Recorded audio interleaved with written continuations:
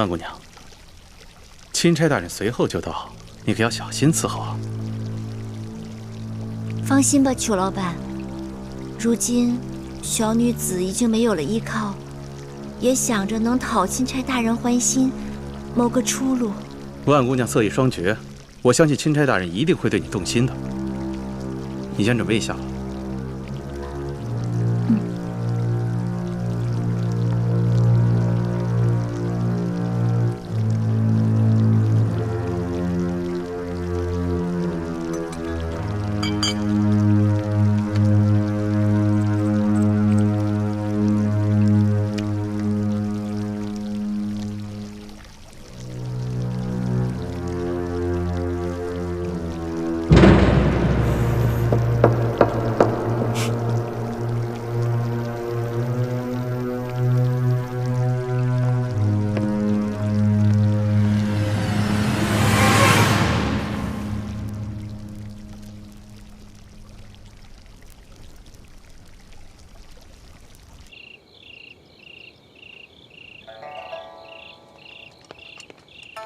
大人，到了。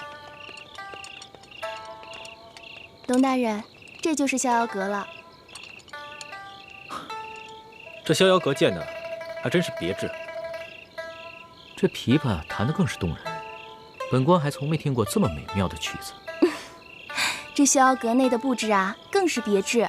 曾经有一位进城来的姓张的大人，他一连在阁内住了1个月，都不想出来了呢。这么说，这个逍遥阁是一个能让人乐不思蜀的温柔乡啊。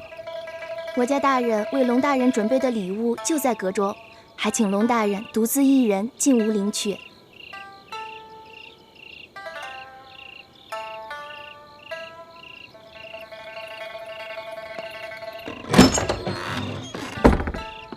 哎，护卫大人，你还是先去耳房待着吧。这不到天亮啊，估计龙大人是不可能出来了。啊，对了，这是我家大人给龙大人的礼物，您先收好了。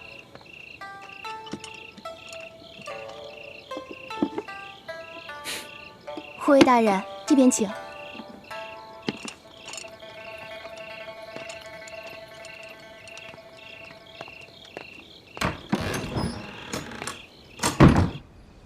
什么？你是说这龙大人就是那一伙神秘的客商？没错。难怪我第一次见到他就觉得此人气宇不凡呢。杨参将跟他发生冲突，我还帮忙拦着来着。也就是说，这个杨八总是被这龙大人一伙所杀了？应该是错不了。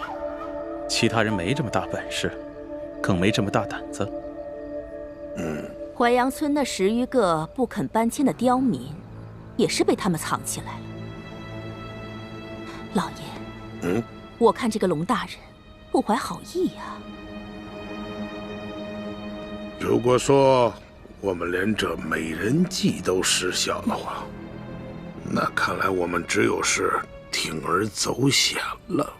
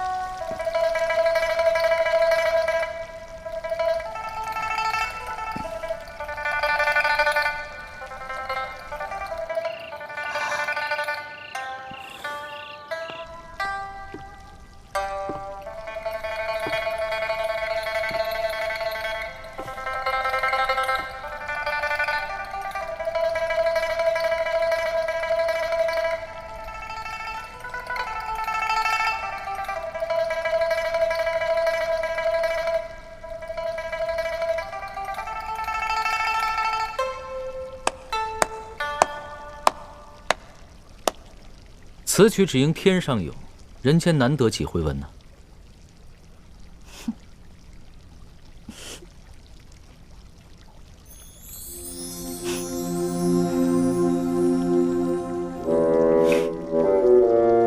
老大，你怎么是你啊？怎么就不能是我呀？我是你老大，当然不能让你住美人计了。祥和，本来你就有伤在身，还未痊愈，本不想辛苦你。可是我看这龙山的护卫个个都是一把好手，一般的兵士不是他们的对手，所以大人放心，卑职的伤不碍事。有你在，我就放心了。一会儿呢，见势不妙，咱们立刻动手。祥和呀，你不要管别的，你就负责缠住那个李。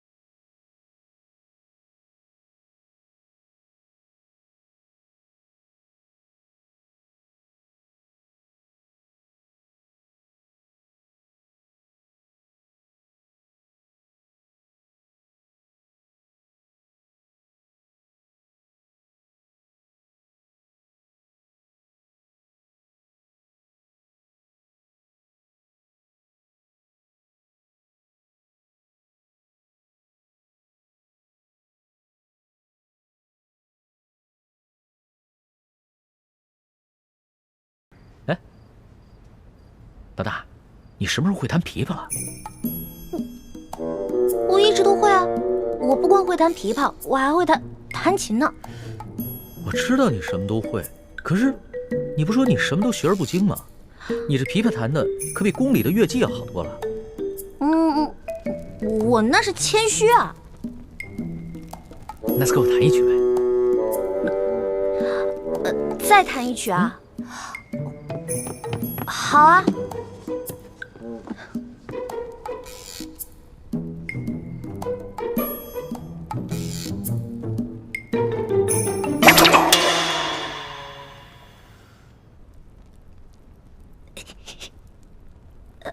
哎呀，你看，这个弦断了，弹不了了。怎么这么巧啊？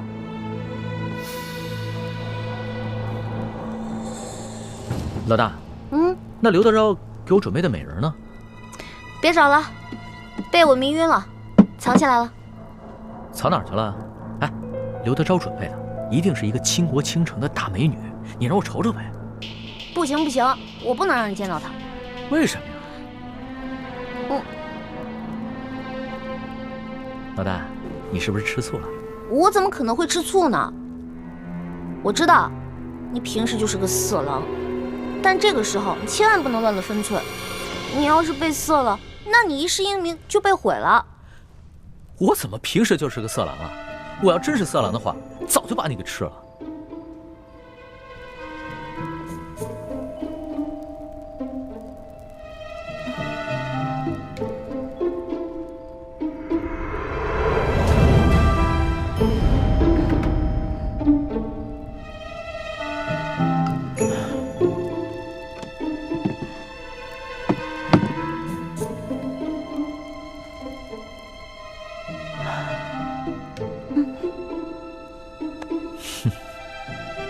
既然你都叫我色狼了，要不然我就把色狼这个名声给坐实了吧。干什么呢？你这是咸猪手，不，咸龙爪，离我远点。什么？强效催情香？没错，这强效催情香药效十分了得，任凭你什么贞妇烈女都抵挡不住。你手上可有解药？没有。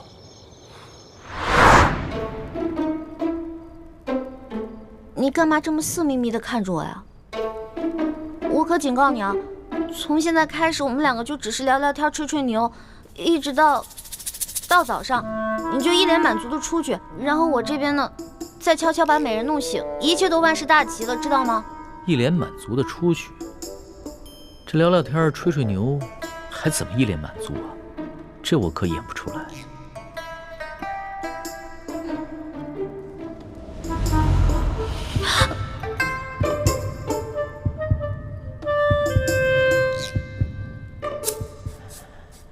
老大，你身上好香啊！那些池子里的花，应该和你身上的味道一样香吧？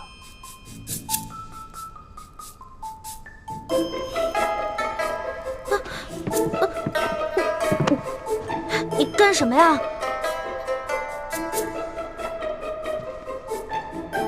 老大，你看这浴池这么华美，长夜漫漫，要不然一起共浴吧？不行！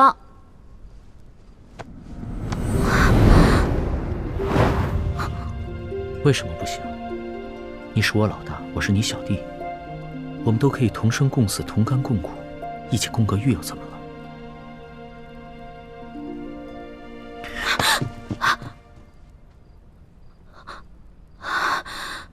龙小弟，你干什么呀？外面都是人，如果看到的话，看到咱俩就完了。刘府里的人都已经避开了，没有人会发现。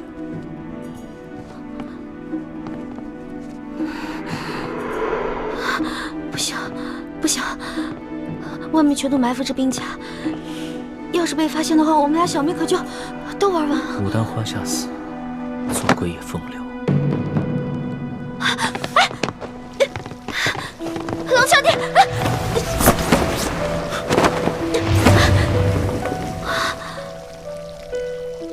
想不到这个钦差大人原来也是个色鬼，还好是一环妹妹身手好，要是换了我，就只能以死来保全清白了，真难为一环妹妹。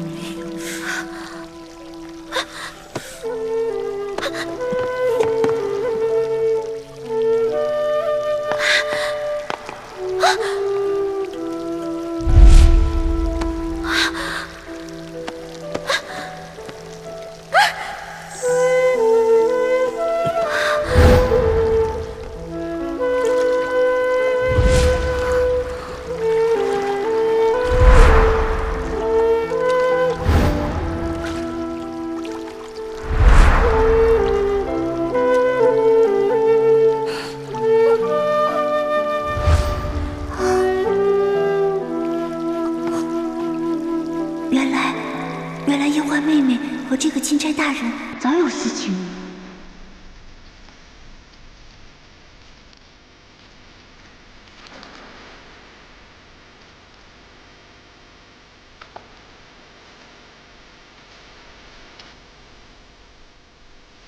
春秋两岸，最近一生的缘，相信留于人世间，守我乾坤。这强笑翠形象，药效十分了得，任凭你什么贞妇烈女，都抵挡不住。你手上可有解药？没有。不过，秋桂好像说了一嘴，要破此香，最有效的方式是痛，痛，没错，痛。待他们药效发作了，你趁机潜进去，用重手法电他们几处最生痛的穴道，如此，他们应该可以清醒。好。心中细流，回眼看清绝，回首一生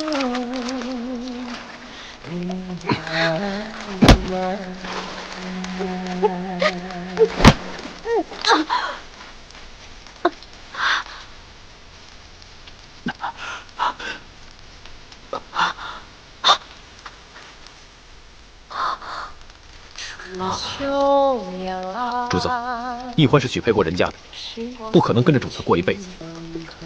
还望主子克制自己，千万不要一时冲动，做出有损义皇名节之事。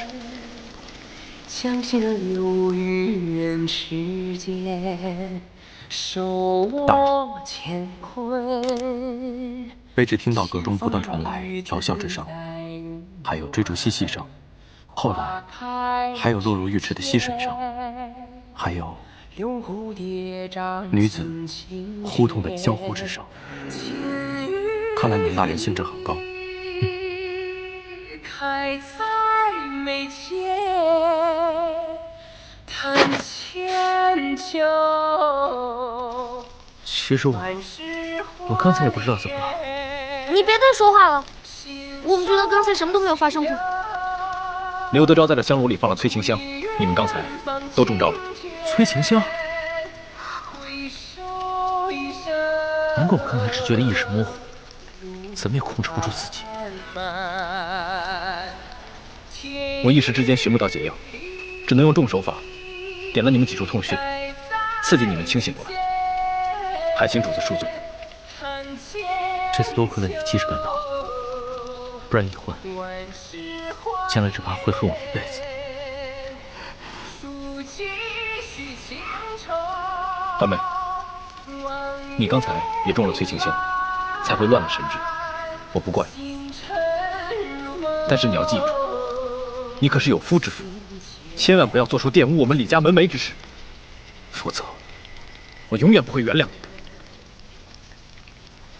你更不要害主子落下一个夺人之妻的恶名，有损他的威严。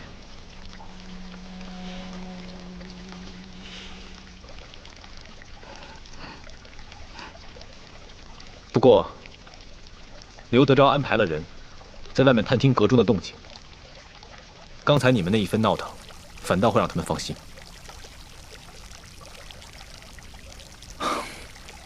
你们现在都已经清醒了，我也得赶紧离开了，免得被他们发现，坏了大事。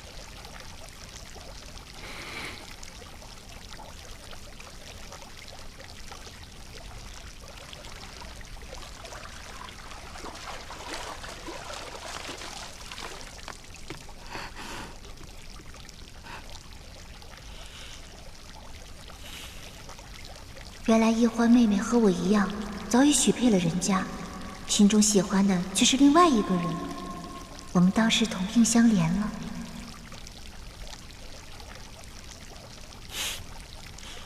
你现在的样子，哪里还像我的老大？你不说话，没人把你当哑巴。若是不说话的话，岂不更尴尬？其实，就算刚才发生了什么，也没事。大不了你先退婚，然后再嫁给我。呸呸呸！狗嘴里吐不出象牙。老大，龙嘴里自然吐不出象牙，只能吐出龙涎。我说的都是认真的，你不妨再考虑考虑。你要再胡说，我不理你了。好，那咱们说点正经的。李建清真的是你哥哥吗？他当然是我哥哥。你问这个干嘛？亲哥哥。亲哥哥，如假包换。可是他刚才看见我们在水里那样，他的神情反应很不对劲。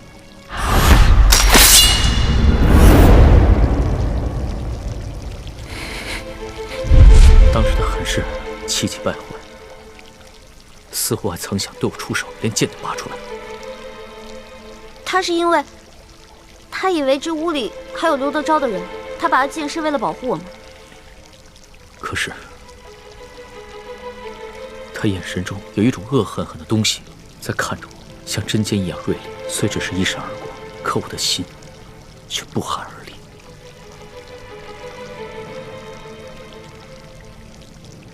原来龙小弟，你也有这么胆小的时候啊？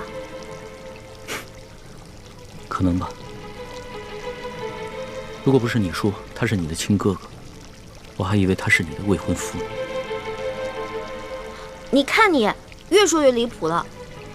他和我未婚夫从小一起长大，他肯定不愿意看到我在成亲之前出什么意外。你想想那些公主格格们，如果早已许配了人家，有别的男子打他们的主意，那你肯定也会不开心的。可能是我想多了吧。